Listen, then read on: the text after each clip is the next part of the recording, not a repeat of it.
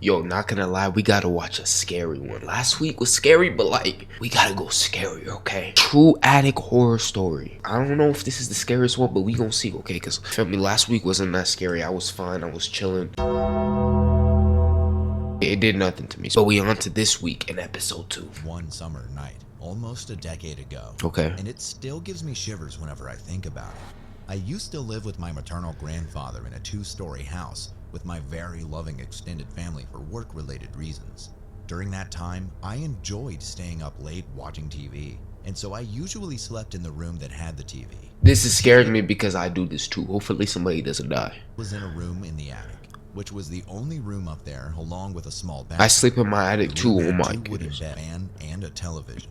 It also had 4 windows covered with curtains that overlooked the terrace and the railing.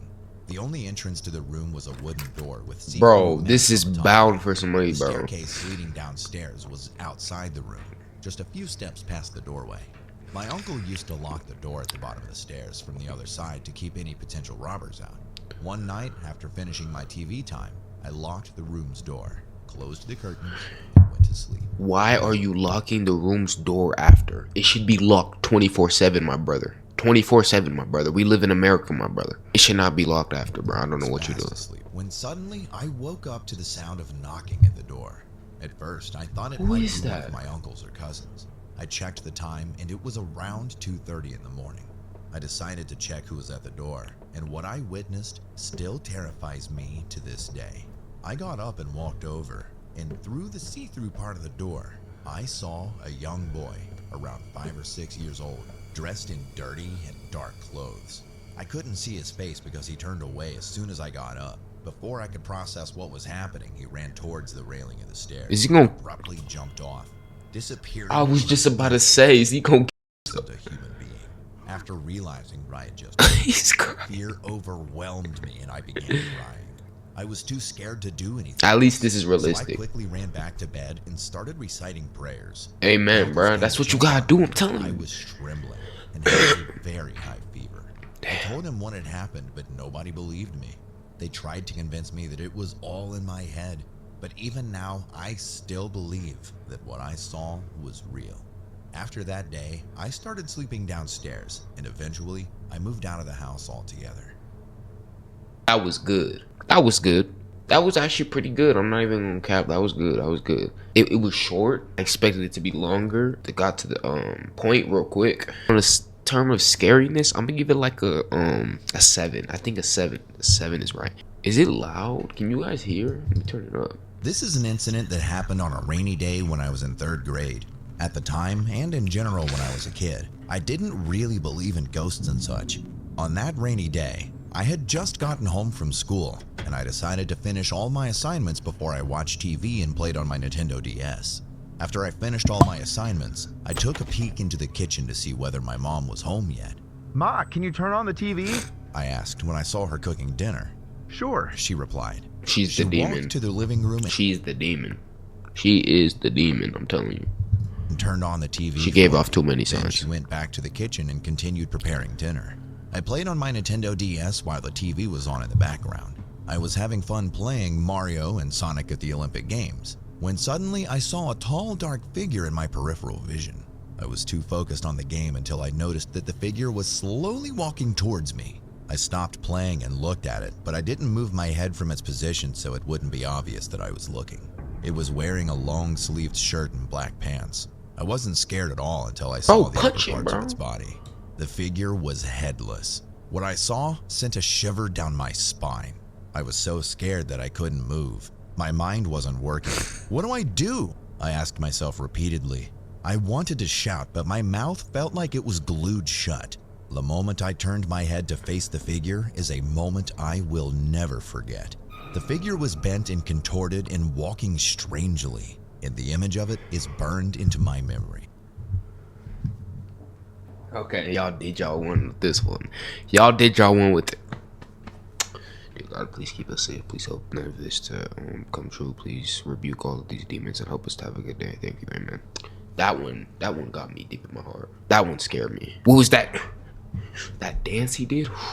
I don't know, bro. I closed my eyes and prayed that the figure would go away. Fortunately, when I opened my eyes, the figure was gone. I ran to my mom, crying. She asked me, What happened? She then I is the told her about the demon. terrifying figure that I had seen. Looking at her Look at her. She is the demon. I'm telling you. expression, my mom didn't seem so surprised. The figure Exactly. that you saw was one of our ancestors. Maybe he just wanted to visit the house. She said. Still shaken up by what I'd seen, I asked. Why doesn't he have a head?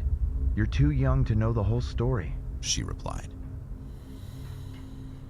She gotta go. My name is Ami. This incident happened to me when I was in college. I was 20 years old, living alone in my college housing. It was just another ordinary day for me. I had just finished my classes and decided to stop by the nearest grocery store to pick up a few things before Why is she heading home. limping? As I walked through the aisles, I noticed a man with bloodshot eyes and torn clothes staring at me from a distance. His eerie smile gave me chills, and I could feel his gaze following me around the store. I tried to brush it off and quickly grabbed what I needed before making my way to the checkout. As I stood in line, I could feel his presence getting closer and closer. It was then that he leaned in close to me and whispered something in my ear that I couldn't quite make out. Feeling uneasy, I hurriedly paid for my items and rushed to my car in the So you're not doing anything about this, okay? You see a man like this and you're not like, well, what are you doing? Like, are you serious, bro? This is every horror story, bro. There's always somebody stupid, I'm telling you. parking lot. As I was about to get in, I heard footsteps behind me and turned around to see the man from the store charging towards me with a knife in his hand. I managed to I would dodge his pass attack out. and scramble in. I would pass out immediately. Immediately, I'm gone. That's when you have to get rid of yourself before he does it. I'm out. I'm gone, bro. I don't know what I'd do, bro. I'd ditch the car, okay? And I'd run myself. Come on, bro. Into my car, locking the doors behind me. He pounded on the windows and screamed obscenities. So, he has a knife in his hand, right? Or am I tripping? And He scrambled has a knife. Instead of punching, why wouldn't he just stab it with the knife? into my car, locking the doors behind me. He pounded on the Oh, he has to use his left hand screaming yet. obscenities as I Uh-oh. frantically tried to start the car and escape. After what felt like What is she doing? Bro, if you don't get out of there, bro, what is she doing taking her time? You think this is a joke? You think this is an easy life we live? finally managed to get away and called the police as soon as I was a safe distance away. The police searched the area, but they couldn't find the man. I was terrified and couldn't shake the feeling that he was still out there somewhere, watching me. Days went by, and I tried my best to move on, but I couldn't shake the feeling of Yo, being this is the watched. same. One night, as I lay The in dude bed trying to comes- sleep, oh. a thunderstorm rolled He's- in. The rain pounded strikes against my twice. window, This is the first and every time. time there was a bolt of lightning, it illuminated my room like daylight. I woke up at around 5 or 6 a.m., startled by a particularly loud thunderclap that shook the entire house. As I tried to calm myself down and go back to sleep, I noticed a strange shadow on the wall. It was in the shape of a human, but something about it seemed off.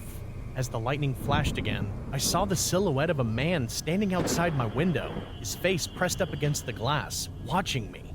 My heart leapt into my throat, and I froze in terror. Suddenly, My heart I leapt saw into him. my throat. The man from the store was standing outside my window, holding his knife and staring at me with that same twisted smile. Pow! I was paralyzed with fear, unable to move or scream, as he disappeared with each subsequent bolt of lightning. I knew I had to do something, so I bolted out of bed and Call the ran to the front police. door to make sure it was locked. But it was too late. As I turned around, I saw This is the type of stories I like. I like when the main character dies. Not no, oh, he got away. No, you need to die. That's how the story fulfills. a man standing in my living room, his twisted grin wider as he pointed his knife at me. I was trapped, cornered, with nowhere to go. The crazy man then charged at me, shouting, "You are mine! You are mine! You are mine!" Just kill her, I bro. fell It's to the cool. ground, paralyzed by fear, and then he got on top of me and whispered in my ear calmly, I got you.